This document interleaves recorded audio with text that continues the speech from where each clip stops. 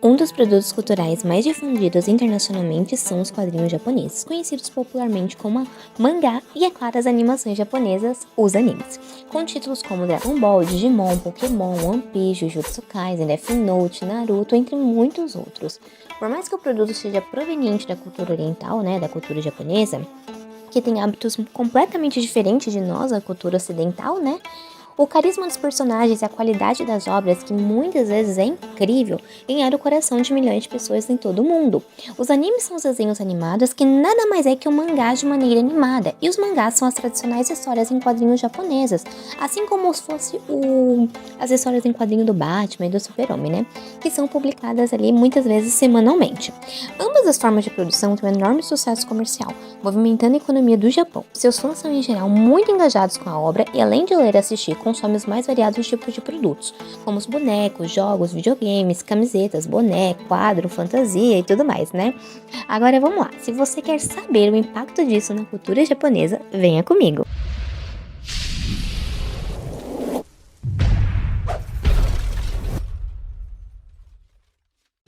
Fala galerinha, Saki aqui, tudo bem com vocês? No vídeo de hoje eu vou trazer aqui pra vocês um vídeo bem diferente do que eu tenho trazido, afinal eu trago sempre conteúdos de anime, mas eu acho que esse vídeo em específico é bem legal, O vídeo é a influência dos animes na cultura japonesa. Eu acho que pra quem é fã de anime vai ser bem legal esse vídeo, tá bom?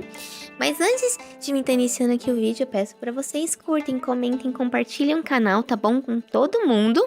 E também aqui na descrição eu vou estar deixando o Instagram, vou estar deixando o TikTok, vou estar deixando também, gente, um curso de animação que faz bastante referência com o vídeo de hoje, Vou estar deixando aqui pra vocês no canal e também estarei deixando o apoia-se, gente. Então quem puder ajudar o canal, tá bom? Vai ser de grande ajuda. Mas vamos pro vídeo. Bom, nem todo mundo gosta de animes, mas a sua influência na cultura pop é inegável. Mas você sabe quando foi criado o primeiro anime? Bom, vamos no início, A primeira animação japonesa registrada tem pouco tempo de duração e foi criada no início do século XX. É claro que no início não era o que ele é hoje, o incentivo tecnológico praticamente não existia, Mas por volta de 1930, o governo japonês tinha decidido que colocaria um apoio financeiro nessas obras. Mas como tudo não são flores, os animes eram apenas propagandas nacionalistas, ou seja, bem diferente dos dias atuais. Mas todos nós sabemos que em 1939 se iniciou a Segunda Guerra Mundial e o Japão teve grande participação nessa guerra. Para quem não sabe, foi durante a Segunda Guerra Mundial que ocorreu os incidentes de Hiroshima e Nagasaki, aquele das bombas atômicas. E diante de todos os ocorridos dessa guerra, as produções de animes foram completamente interrompidas. Porém, essa guerra acabou, então o Japão começou a passar por uma crise. E o governo então começou a buscar entretenimento barato e que tivesse identidade japonesa. E foi aí que eles se lembraram então ali um pouquinho dos animes, Então eles começaram a investir ali um pouquinho nas produções de anime. E só uma curiosidade, há muitas especulações, mas pesquisadores e historiadores acreditam que o primeiro anime a ser criado foi o Nakamura Gatana. Como dito anteriormente, ele tem pouco tempo de duração e provavelmente foi criado em 1917 por Junichi. Mas para não deixar vocês assim com informações vagas, a Japanese Animate Film criou uma versão um pouquinho mais longa deste anime, tá bom? E exatamente esse anime que vocês estão vendo que estão passando aí pra vocês agorinha, tá? Esse foi aí o primeiro anime oficialmente ali, de acordo com os historiadores, a ser lançado. Bom, como vocês podem ver, é completamente diferente do que vemos hoje, mas foi a partir deste que tudo que conhecemos atualmente foi construído. No começo sem grandes verbas, mas com o tempo caindo no gosto do povo, e tudo foi se modernizando e melhorando. Bom, não se sabe, Bom, na verdade não se sabe não, Pra quem não sabe, o primeiro mangá best-seller foi o tão conhecido Astro Boy, do mangaka Osamu Tezuka. Pra quem não sabe, o mangá começou a ser produzido em 1952, ou seja, o mangá de Astro Boy, tá, gente? O mangá de Astro Boy começou a ser produzido em 52, mas o anime começou a ser criado apenas em 1963, 11 anos depois. E o Astro Boy é muito conhecido por ter sido o primeiro anime da televisão japonesa. Para nós que moramos no Ocidente, às vezes a gente não consegue reconhecer isso, Mas para quem mora lá no Japão, na cultura ali oriental, sabe disso. E para quem não sabe, o Astro Boy é um robô que foi criado por um cientista para substituir o seu falecido filho.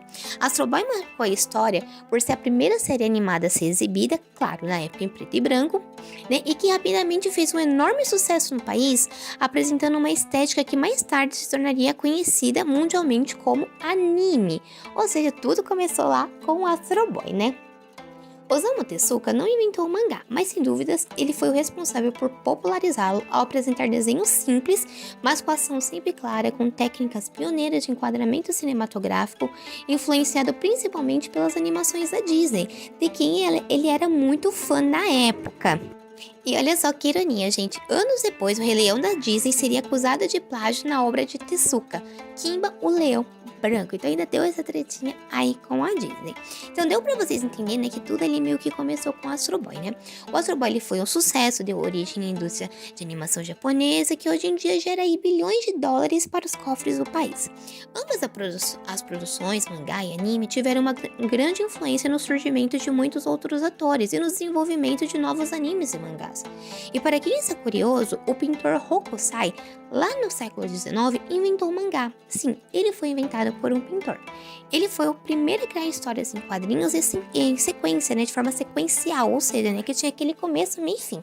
E o primeiro mangá foi chamado de Hokusai Mangá, e no todo teve 15 volumes, e foi a partir daí que o mangá começou a ser desenvolvido em território japonês. Então olha que interessante, gente. O primeiro anime foi o Astro Boy, mas o primeiro mangá foi o Hokusai Mangá, então que era de um pintor, né? Não era nem de um desenhista, um mangaka ou qualquer coisa do tipo, né? Bom, até aqui vocês já conseguiram entender bastante coisa. Como quem criou o mangá, o primeiro anime a ser criado, o anime que realmente popularizou as animações japonesas pelo mundo. Continuando, os animes, eles trazem muito da cultura japonesa que nós, que vivemos no ocidente, muitas vezes não conhecemos, como por exemplo em One Piece. A saga de Wano, que é a última saga animada agora que nós estamos tendo, é completamente inspirada na mitologia feudal do Japão. Por exemplo, Momo, que é um dos personagens dessa saga, é inspirado no conto de Momotaro, que para quem não sabe, esse conto é altamente conhecido dentro do folclore japonês. Essa lenda diz que um pequeno menino encontrado dentro de um pêssego gigante, que junto com um cachorro, um macaco e um fazão, enfrentaram uma longa jornada determinados a lutar contra os demônios de Onigashima, que Onigashima em japonês significa Ilha dos Demônios, que atormentava o povo do seu vilarejo, exatamente como se passa em Wano, né? Onigashima é o local onde se encontra o vilão do arco, o temível Kaido, e o macaco pode ser o Luffy, né? E ali o cachorro talvez o Lau e o fazão Kid, não sei, pode fazer uma referência, né? Mas vamos continuando, né? Mas não é só em One Piece que tem isso. Por exemplo, vocês sabiam que o Sukuna, o vilão final de Jujutsu Kaisen, que agora tá aí no hype, que tá enfrentando Satoru Gojo, também é baseado na mitologia. E por quê? E por que lá muitos acreditam que ele existiu de verdade? Sim, pasmem, o Sukuna existiu de verdade na mitologia japonesa. E também ele na mitologia japonesa possui 4 olhos e 4 braços. Coincidência, não? Mas o conto mais famoso de todos é, sem sombra de dúvidas, a tão temida Raposa de 9 Caudas. Sim, a Kyuubi que aparece em Naruto. O espírito da raposa é bastante conhecido por alguns nomes, né? Como Huli, Hulijing, Kitsune ou Guminho. Na China, Japão e Coreia, né? Então ele é conhecido nesses 3 países. E adivinha, a Catarina de Von de One Piece, aquela lá do que anda com Barba Negra, que é uma dos capitães titãs do Barba Negra, possui a Akuma no Mi nomeada Kyuubi no Kitsune, exatamente a raposa de 9 caudas, que também vai aparecer em One Piece mais pra frente, né? O Oda, criador de One Piece, já revelou que essa Akuma no Mi é da Catarina, tá? Então ela tem a Akuma no Mi da Kyuubi, sim, tá bom, gente? Mas ela ainda não mostrou pra o que veio ainda, né, no mangá nem no anime. Bom, mesmo com suas muitas mudanças de acordo com o país que se encontra, a síntese é a mesma. Um espírito raposa capaz de trocar de forma, frequentemente optando por se apresentar como uma bela mulher que gosta de encantar e pegar peças humanos. Mais ou menos parecido com o que talvez a Catarina Devon vai fazer, diferente que ela não é uma bela mulher. Até mesmo Pokémon se beneficiou do mito ao criar criaturas de bolso, como o Vulpix e o Ninetales. Já Inuyasha fez um universo que usa e abusa do período Sengoku no Japão. Japão. Desde as roupas até a mitologia, toda a construção visual é um deleite para qualquer historiador especializado no país. Enquanto isso, Demon Slayer se apropria do período Taisho.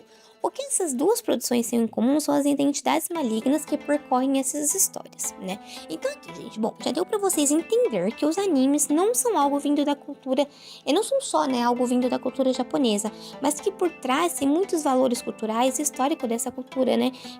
Que o mundo precisa conhecer. E que para nós, meros espectadores, isso se torna algo muito valioso, porque mesmo sem entender muitas vezes a fundo o que tá se passando ali, né?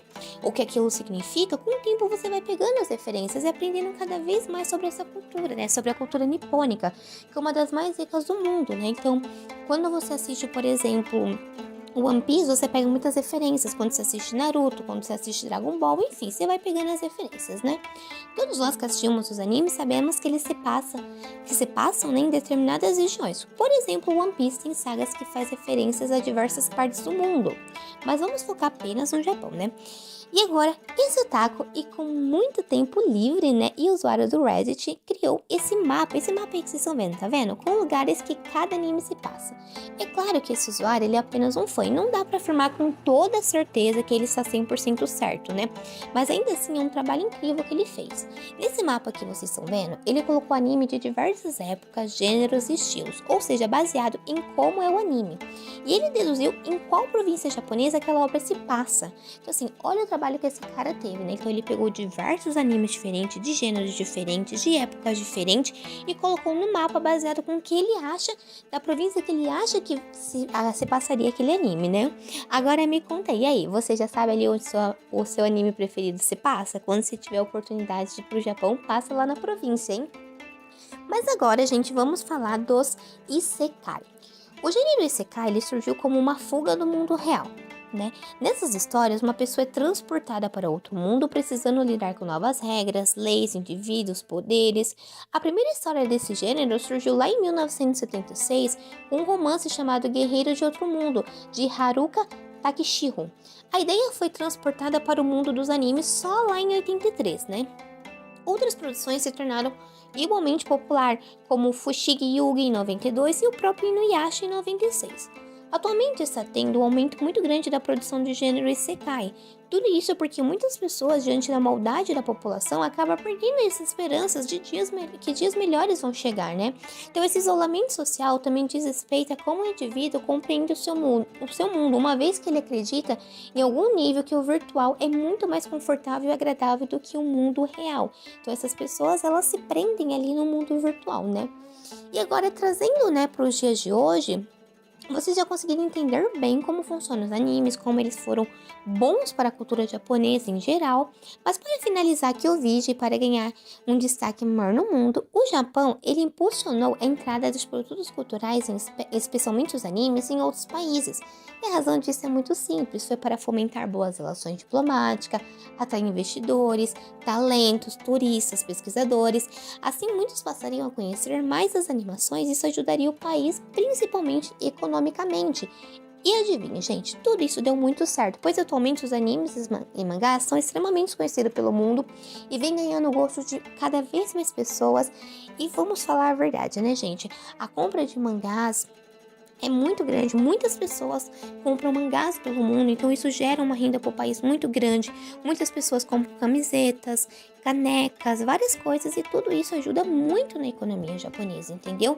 E eu acho que nem o Japão, quando ele começou a investir lá atrás, lá com Astro Boy em anime, ele pensou que seria o que é hoje. Afinal, hoje em dia você encontra animes, mangás, né, de diversos tipos, de diversos gêneros. Então, se você quer de esporte, tem, de romance tem, de feitiçaria tem, de pirataria tem, da era feudal tem, então você encontra praticamente para todos os gostos, para todos os estilos e para tudo. Pessoal, o vídeo acabou por aqui. Eu espero de verdade que vocês tenham gostado desse vídeo. Esse vídeo deu sim um trabalho para fazer, não foi uma coisa fácil, eu tive que pesquisar bastante para não trazer nada errado para vocês. Eu espero de verdade que vocês gostem, que vocês possam curtir, comentar e compartilhar o canal. E bye bye!